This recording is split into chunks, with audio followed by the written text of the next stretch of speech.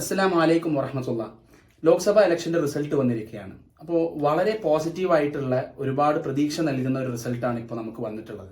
അപ്പോൾ even though India alliance തോറ്റിട്ട് പോലും എന്താണ് ഇതിലെ പോസിറ്റിവിറ്റി, അല്ലെങ്കിൽ എന്താണ് ഇതിന്റെ ഒരു ആകത്തുക, എന്താണ് സംഭവിച്ചിട്ടുള്ളത് എന്നതിന്റെ വളരെ ഇംപ്രോപ്റ്റീവ് ആയിട്ടുള്ള, വളരെ വല്ലാതെ പ്ലാനൊന്നും ചെയ്യാത്ത രീതിയിലുള്ള ഒരു കോൺവെർസേഷനാണ് ഇന്ന് നമ്മൾ ചെയ്യാൻ പ്ലാൻ ചെയ്യുന്നത്.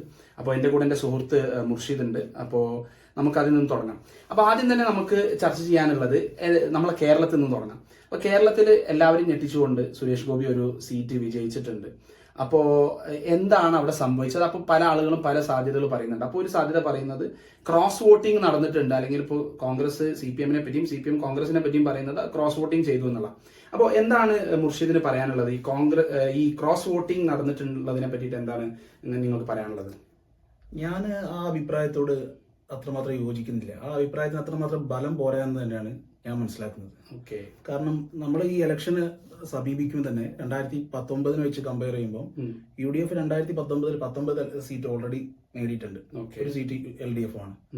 അപ്പൊ ഈ 2024 വരുമ്പോൾ UDF ഓൾറെഡി ടാർഗറ്റ് ചെയ്ത് വെച്ചിരിക്കുന്നത് 2020 ആണ്. ഓക്കെ. ആ സമയത്ത് ഇലക്ഷൻ അടുക്കുന്ന ആ ഒരു മൊമെന്റിലാണ് UDF-ന് അപ്രതീക്ഷിതമായി പത്മജയുടെ ഒരു അടി ഉണ്ടാകുന്നത്. ആ സമയത്ത് ആ ഒരു അടിയിൽ നിന്നും UDF അതിന്റെ ഏറ്റവും മികച്ച കാൻഡിഡേറ്റ് തന്നെ വടകരയിൽ നിന്ന് മുരളീധരനെ തൃശ്ശൂരിലേക്ക് എത്തിക്കുകയും ചെയ്തു. വടകരയിലേക്ക് ഷാഫി എത്തിച്ചു. ഈ ഒരു മാറ്റം തന്നെ അതിലൊരു ക്രോസ് വോട്ടിങ്ങിന്റെ ചാൻസും അവിടെ കാണുന്നില്ല കോൺഗ്രസിന്റെ സൈഡിൽ നിന്ന്. അത് കൂടാതെ തന്നെ CPM-നെ സംബന്ധിച്ചിടത്തോളം മേ ബി അങ്ങനെ ഒരു ക്രോസ് വോട്ടിങ്ങിന്റെ ചാൻസ് വേണമെങ്കിൽ പറയാം. കാരണം അവർക്ക് ഒരു കരുവന്നൂർ ED അങ്ങനത്തെ കുറെ കേസസ് ഓൾറെഡി ഉണ്ട്. എന്നിരുന്നാലും പക്ഷെ അവരുടെ വോട്ട് ഷെയറിൽ LDF-ന്റെ വോട്ട് ഷെയറിൽ അത്രമാത്രം ഗണ്യമായിട്ടുള്ള കുറവ് ഉണ്ടായിട്ടില്ല എന്നാണ് ഇതുവരെ കിട്ടിയ കണക്കുകളിൽ നമുക്ക് നമ്പേഴ്സ് മാച്ച് ആവുന്നുണ്ട്. ഓക്കെ. അപ്പോ അബൂബക്കർ എങ്ങനെ തോന്നുന്നുണ്ട്? അപ്പൊ എനിക്കും ഇത് ഈ പറഞ്ഞ പോലെ തന്നെ ക്രോസ് വോട്ടിങ്ങിന് ചാൻസ് ഉണ്ടെന്ന് എനിക്ക് തോന്നുന്നില്ല. അപ്പൊ ഞാൻ വിശ്വസിക്കുന്ന ഒന്നാമത്തെ കാരണം എന്താണെന്ന് വെച്ച് കഴിഞ്ഞാൽ ഇതൊരു വൺ ഓഫ് കേസാണ്. ഇപ്പോ സുരേഷ് ഗോപി അവിടെ ഏകദേശം ഒരുപാട് വർഷങ്ങളായിട്ട് അവിടെ തന്നെ നിന്ന് ഞാൻ എടുക്കും എന്ന് പറഞ്ഞ് കുറെ കാലം അവിടെ നല്ല രീതിയിൽ പണിയെടുത്തിട്ടുണ്ട്. അപ്പോൾ പണിയെടുക്കാൻ മീൻസ് ആളുകളുടെ ഇടയിൽ ഒരു പ്രതീതി വരുത്താൻ സാധിച്ചിട്ടുണ്ട് അദ്ദേഹത്തിന്.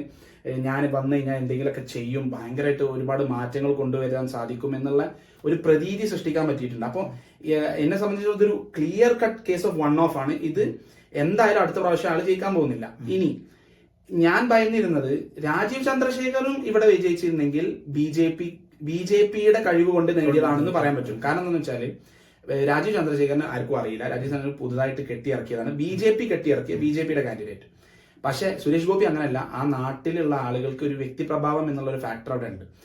അപ്പോൾ സുരേഷ് ഗോപി ആണെന്നുണ്ടെങ്കിൽ പറയുകയും ചെയ്തു വളരെ കൃത്യമായിട്ട്, ഇത് എന്റെ പാർട്ടി കിട്ടിയ വോട്ടല്ല, ഞാനെന്ന വ്യക്തിക്ക് കിട്ടിയ വോട്ടാണ്, താരത്തിനുള്ള കിട്ടിയ വോട്ടാണെന്നുള്ള രീതിയിൽ അദ്ദേഹം പറയുന്നുണ്ട്. അപ്പോൾ ഇതാണ് കേരളത്തിൽ സംഭവിച്ചെന്ന് തോന്നുന്നു. ബാക്കിയെല്ലാം പോസിറ്റീവാണ്. ആസ് യൂഷ്വൽ നമ്മുടെ നാട്ടിൽ അങ്ങനത്തെ ഒരു അവരുടെ വോട്ട് ഷെയർ കൂടിയിട്ടുണ്ട് എന്നുള്ളത് ഒരു കൺസേണിംഗ് ആയിട്ടുള്ള ഫാക്ടറാണ്.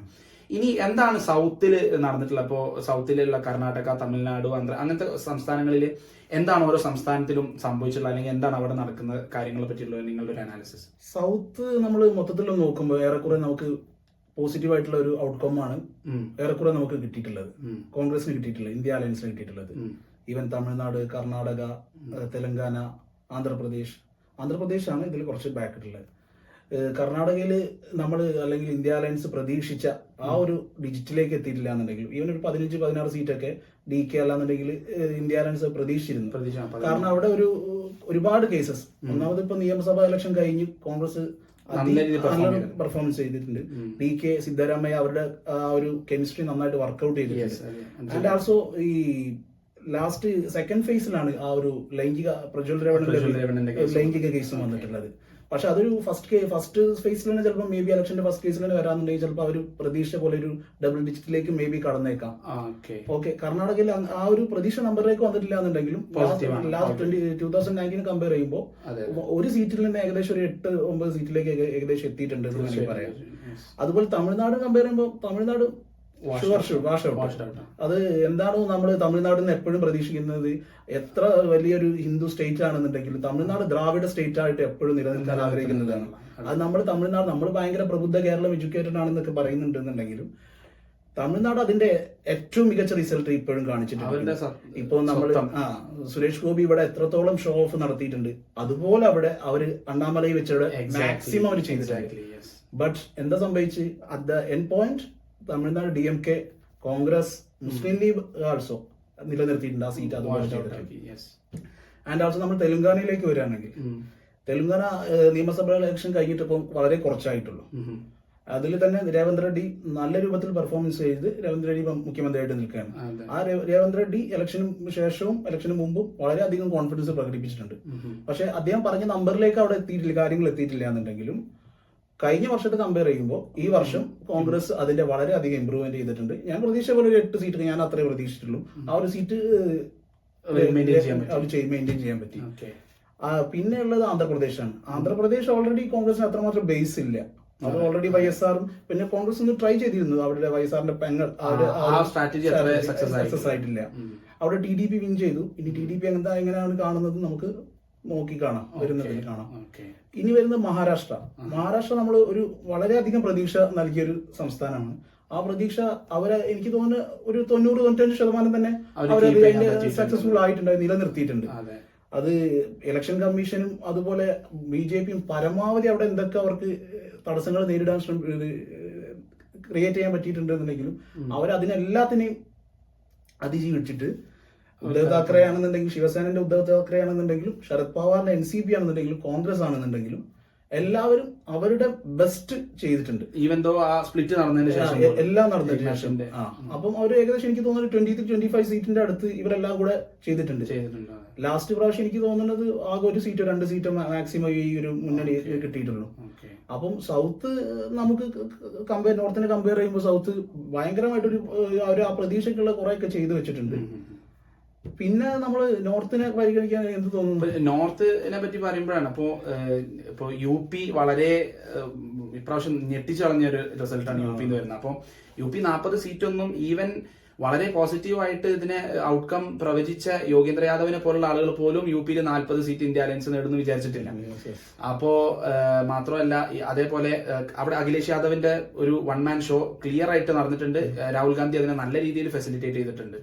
അതേപോലെ തന്നെ രാജസ്ഥാനിൽ വലിയ ഇമ്പ്രൂവ്മെന്റ് ആണ് കഴിഞ്ഞ പ്രാവശ്യത്തിനെ കമ്പയർ ചെയ്യുമ്പോൾ. അപ്പൊ അവിടെ സച്ചിൻ പൈലറ്റിന്റെ നേതൃത്വത്തിലാണ്. അപ്പൊ ഞാൻ മനസ്സിലാക്കുന്നത് ഓരോ സംസ്ഥാനങ്ങളിലും ഇപ്പോൾ ലോക്കൽ ലീഡേഴ്സ് സ്ട്രോങ് ഉള്ള സമയത്ത് ഇപ്പൊ കർണാടക, ഇപ്പൊ നിങ്ങൾ പറഞ്ഞ പോലെ കർണാടകയിൽ സിദ്ധരാമയ്യ DK ഉണ്ട്, തെലങ്കാനയിൽ രേവന്ത് റെഡ്ഡി ഉണ്ട്, മഹാരാഷ്ട്രയിൽ ഉദ്ധവ് താക്കറെ ഉണ്ട്.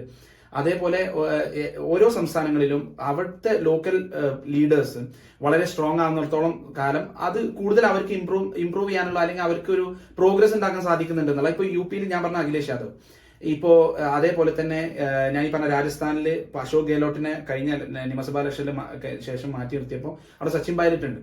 പക്ഷെ മധ്യപ്രദേശിൽ അങ്ങനെ ഒരു ലീഡറിനെ ഇപ്പോൾ ജ്യോതിരാദിത്യ സിന്ധ്യ ഉണ്ടായിരുന്നു, കമൽനാഥിനെ മാറ്റി നിർത്തിയതിനു ശേഷം അവർക്ക് ഇങ്ങനെ ഒരു ലീഡറെ കൊണ്ടുവരാൻ സാധിച്ചിട്ടില്ല. അതുകൊണ്ടായിരിക്കാം എന്നുള്ളതാണ് ഞാൻ പേഴ്സണലി വിശ്വസിക്കുന്നത്. അവിടെ കംപ്ലീറ്റ് വാഷ്ഡ് ഔട്ട് ആണ് BJP മുഴുവനും കൊണ്ടുപോയി എന്നുള്ളത്. അതേപോലെ തന്നെ വെസ്റ്റ് ബംഗാൾ അതും ക്ലിയർ കട്ടായിട്ട് മമത ആദ്യം മുതലേ സ്റ്റാൻഡ് എടുത്തുനിന്ന് മമത വളരെ ക്ലിയർ ആയിട്ട് അത് വിജയിക്കുകയും ചെയ്തിട്ടുണ്ട്. അപ്പോൾ വളരെ പോസിറ്റീവ് ആയിട്ടുള്ള ഔട്ട്കംസ് ആണ് ഇവിടെ നിന്നൊക്കെ വന്നിട്ടുള്ളത്. പക്ഷേ പ്രശ്നം പറ്റിയത് ഈ മധ്യപ്രദേശും അതേപോലെ ബീഹാറും ഇതിലാണ്. അപ്പൊ ബീഹാറിൽ ഈ നിതീഷ് കുമാർ നമ്മൾ ഓർക്കേണ്ടതെന്ന് വെച്ചാൽ ഇപ്പൊ ഇന്ത്യ അലയൻസ് ഒക്കെ ഇലക്ഷൻ അടുത്തിട്ട് തട്ടിക്കൂട്ടിയ ഒരു സമ്പ്രദായമാണ്. അപ്പോൾ ആ ഇതില് നിതീഷ് കുമാറൊക്കെ ആ സമയത്താണ് മാറിപ്പോയതെന്നൊക്കെ. അപ്പൊ നിതീഷ് കുമാർ മാറിയതിനു ശേഷവും ബീഹാറിൽ അവർക്ക് ഇപ്പോൾ ബാക്കിയുള്ള RJDക്കും കോൺഗ്രസിനും കൂടി വലിയൊരു മൂവ്മെന്റ് ഉണ്ടാക്കാൻ പറ്റില്ല എന്നുള്ളത് ഒരു നെഗറ്റീവായിട്ട് വന്ന ഒരു ഔട്ട്കം ആണ്. അപ്പോ ഇത് നോർത്തിൽ ഇങ്ങനെ ഒരു പോസിറ്റീവ് ഫാക്ടർ വന്നതുകൊണ്ടാണ് ഇത്രയും സീറ്റുകളിൽ ഭയങ്കര ഇംപ്രൂവ്മെന്റ് വന്നതും BJPയെ 240 സീറ്റിൽ തളച്ചിടാൻ വേണ്ടിയിട്ട് ഇന്ത്യ അലയൻസിന് സാധിച്ചത്.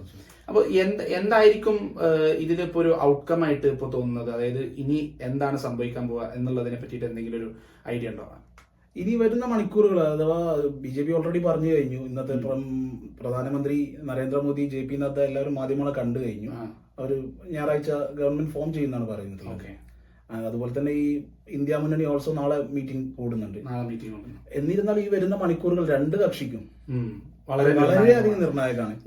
ഞാൻ മനസ്സിലാക്കുന്നത് ഇതിന്റെ ഒരു ഔട്ട്കം ആയിട്ട് വരാൻ സാധ്യതയുള്ള ഒരു ചാൻസസ് എങ്ങനെയാന്ന് വെച്ച് കഴിഞ്ഞാൽ, ഒന്നില്ലെങ്കിൽ ഇപ്പോ നമ്മളെ സംബന്ധിച്ചിടത്തോളം 240 സീറ്റേ BJPക്ക് ഉള്ളൂ. BJPയെ സംബന്ധിച്ചിടത്തോളം ഇനി നിതീഷ് കുമാറിന്റെയും TDPയുടെയും സപ്പോർട്ട് വേണം. അതേപോലെ തന്നെ ഇന്ത്യ അലയൻസിനും സപ്പോർട്ടാണ്. അപ്പൊ നിതീഷ് കുമാറാണ് ഇനി ഇവിടുത്തെ മെയിൻ ഫാക്ടർ. നിതീഷ് കുമാറിനെ സംബന്ധിച്ചിടത്തോളം ഈ കോൺഗ്രസ് ആണെങ്കിലും BJP ആണെങ്കിലും ഒരുപോലെയാണ്. അയാൾക്ക് എന്താ കിട്ടുക അത് മാത്രമേ അയാളെ പരിഗണനയുള്ളൂ. അപ്പൊ അയാളെ സംബന്ധിച്ചിടത്തോളം അയാൾക്ക് കിട്ടാവുന്ന ഏറ്റവും മികച്ച ഒരു ഓഫർ എന്നുള്ളത് പ്രൈം മിനിസ്റ്റർ പോസ്റ്റാണ്.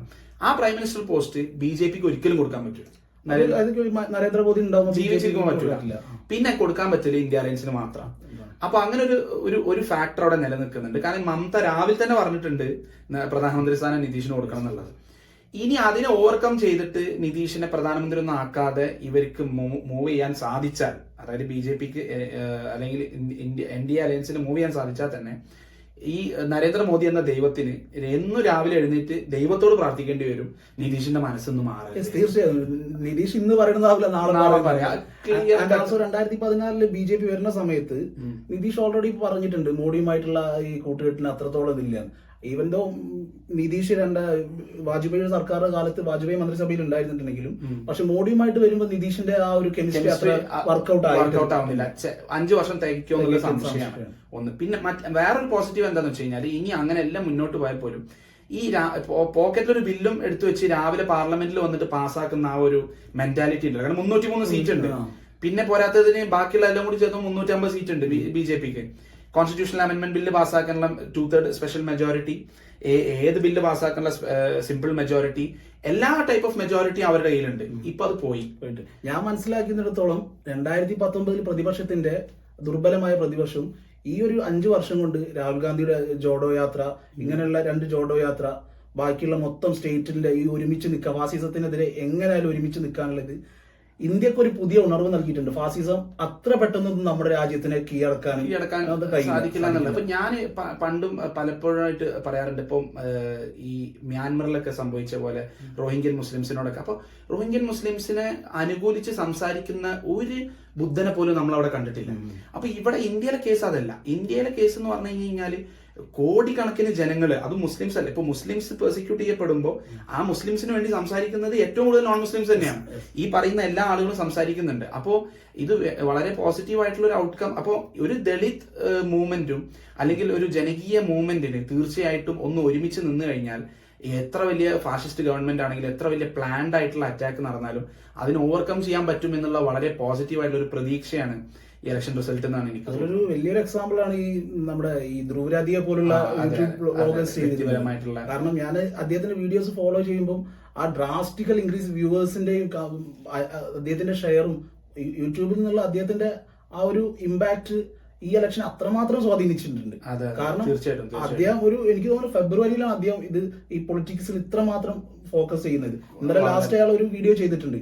24 സെക്കൻഡുള്ള ആ വീഡിയോ അയാൾ കൃത്യമായിട്ട് പറയുന്നുണ്ട് എങ്ങനെ നമ്മുടെ രാജ്യം ഫാസിസത്തിന് നേരിട്ട് വന്നിട്ടുണ്ട്, ഇനി എങ്ങനെ നേരിടും. അപ്പൊ എനിക്ക് തോന്നുന്നത് കൃത്യമായിട്ട് നമുക്കൊരു അത്ര പെട്ടെന്ന് നമ്മുടെ രാജ്യം കൈവിട്ട് പോകേണ്ട ഒരു അവസ്ഥ വന്നില്ല. അപ്പൊ ഇന്ന് ഇൻട്രസ്റ്റിംഗ്ലി രാഹുൽ ഗാന്ധി ഇന്ന് വന്നിട്ട് പറഞ്ഞത്, അപ്പൊ തോറ്റിട്ട് പോലും അദ്ദേഹം ഇന്ന് വന്നാണ്ട് നടത്തിയ വാർത്താ സമ്മേളനത്തിൽ ഞങ്ങൾ വെറും രാഷ്ട്രീയത്തിന് വേണ്ടി മാത്രമല്ല, ഞങ്ങൾ ഇതുകൂടി പ്രൊട്ടക്ട് ചെയ്യാൻ വേണ്ടിയിട്ടാന്ന് പറഞ്ഞിട്ട് അദ്ദേഹത്തിന്റെ കയ്യിൽ ഇന്ത്യൻ കോൺസ്റ്റിറ്റ്യൂഷൻ എടുത്തിട്ടാണ് പറയുന്നത്. അപ്പോൾ ഇതെല്ലാം നമുക്ക് വരുന്ന, അപ്പൊ എന്തായാലും ശരി വളരെ പോസിറ്റീവ് ആയിട്ടുള്ള ഒരു ഔട്ട്കം നിലവിൽ വന്നിട്ടുണ്ട്, ഉരുത്തിരിഞ്ഞു വന്നിട്ടുണ്ട്. പക്ഷെ ഇനി അതിലും ഇൻട്രസ്റ്റിംഗ് ആയിട്ടുള്ള ഒരു ടേൺ ഓഫ് ഇവന്റ്സ് നമുക്ക് ഈ ആഴ്ച വരും മണിക്കൂറുകളിലും വരും ആഴ്ചയിൽ കാണാൻ പറ്റും. എത്രത്തോളം ഇനി ഉള്ള ടൈം എന്ന് പറഞ്ഞാൽ നമ്പേഴ്സിന്റെ ഒരു പൊളിറ്റിക്കൽ മെന്യൂവറിംഗ് ആണ്. നമ്പേഴ്സിനെ എങ്ങനെ മാനേജ് ചെയ്യാൻ പറ്റുന്നു, നമ്പേഴ്സ് ആര് മാനേജ് ചെയ്യുന്നു എന്നുള്ളത് നമ്മൾ അപ്പുറത്തുള്ളത് മോഡിയും അമിത്ഷാണ് ഏറ്റവും വലിയ ചാണക്യ. പൈസയും പവറും എല്ലാം അവരുടെ കയ്യിലുണ്ട്, പണവും അധികാരം എല്ലാം അവരുടെ രാഷ്ട്രീയ കുതിര കച്ചവടം നമുക്ക് എത്രത്തോളം വരാൻ ചാൻസ് ഉണ്ടെന്ന് ഈ മണിക്കൂറുകൾ കാണാൻ സാധിക്കും. പക്ഷെ ഇത്രയും ഉണ്ടായിട്ട് പോലും അവർ ഇപ്പൊ കോൺഗ്രസ് ആണെങ്കിലും കഴിഞ്ഞ കുറച്ച് മാസങ്ങളോ അല്ലെങ്കിൽ കഴിഞ്ഞ വർഷങ്ങളിലൊക്കെ അവർ ഇതുപോലത്തെ അട്ടിമറി ശ്രമങ്ങളൊക്കെ ഓവർകം ചെയ്തിട്ടുണ്ടെന്നല്ലോ. അപ്പൊ ഹിമാചലിലൊക്കെ ഉള്ളത് എക്സാമ്പിൾ ആണ്. അപ്പോൾ നമുക്കിനി കണ്ടറിയാൻ, കാരണം ശരത് പവാർ ആണ് ഓൾറെഡി കോൺവെർസേഷൻ ഇനിഷ്യേറ്റ് ചെയ്തിട്ടുണ്ട്. നമ്മൾ ഇൻട്രസ്റ്റിംഗ്ലി ഇതുവരെ നിതീഷ് കുമാർ മീഡിയയുടെ മുന്നിൽ വന്നിട്ടില്ല. ഈ ഒരു അവസരത്തിൽ നമ്മൾ വേറെ പറയാൻ മറക്കാതിരിക്കാൻ പറ്റുന്ന ഒരു പേര് കാർഗേജിയുടെയാണ്. അതെ, മല്ലികാർജുൻ ഖാർഗെ എന്ന് പറഞ്ഞാൽ രാഹുൽ ഗാന്ധി അദ്ദേഹത്തിന്റെ പീക്ക് കഴിഞ്ഞ ഇലക്ഷനും ചെയ്തിട്ടുണ്ട്, ഈ ഇലക്ഷനും ചെയ്തിട്ടുണ്ട്. പക്ഷെ മല്ലികാർജുൻ ഖാർഗെ അധ്യക്ഷനായി വന്നതിന് ശേഷം ഈ ഒരുമിപ്പിക്കുന്നതിൽ ഖാർഗെ അതേപോലെ നമ്മൾ കേരളീയനായിട്ടുള്ള KC വേണുഗോപാലിന്റെ നല്ല പങ്ക് അത് നമുക്ക് ഒരിക്കലും മറക്കാൻ പറ്റാതെ അതെ അതെ ഇതിൽ വളരെ നിർണായകമായ പങ്ക് വഹിച്ചിട്ടുള്ളതാണ്. ഏതായിരുന്നാലും ശരി, അപ്പോൾ നമുക്ക് ഇനി ഇനിയും ഒരുപാട് മാറ്റങ്ങൾ അല്ലെങ്കിൽ ഇനി ഒരുപാട് ഹാപ്പനിങ്സ് വരാനിരിക്കുന്നതാണ്. അപ്പോൾ ഈ ആഴ്ച നമുക്ക് കണ്ടറിയാം ഇത് എങ്ങോട്ടാണ് മുന്നോട്ട് പോകുന്നത്. അസ്സലാമു അലൈക്കും വറഹ്മത്തുള്ളാഹി.